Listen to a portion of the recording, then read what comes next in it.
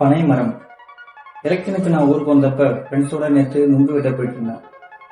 அப்பதான் எனக்கு இந்த பனை மரத்தை பத்தி கொஞ்சம் யோசிக்கணும்னு தோணுச்சு.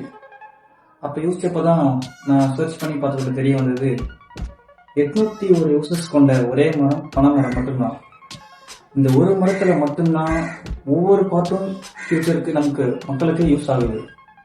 பனை ஓலை, அதில் வீடும் கட்டலாம். பனை ஓலையில பிளேட் செஞ்சு யூஎஸ்க்கு எக்ஸ்போர்ட்டும் பண்றாங்க.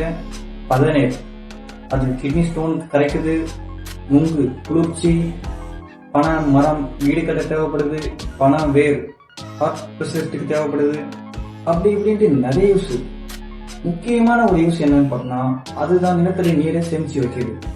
இந்த பனை மரம் கிட்டத்தட்ட 100 வருஷத்துக்கு மேலையும் வாழுது. ஜென்ரலா ஒரு ப்ரோவர்ப் இருக்கு, மரம் வளர்ப்போம்ட்டு. ஆனா என்ன பொறுத்த வரைக்கும் பனை மரம் வளர்ப்போம் அப்படிதான் நான் சொல்லுவேன். ஏன்னா இருக்க நிலத்தடி நீர் குறைஞ்சிக்கிட்டே வருது.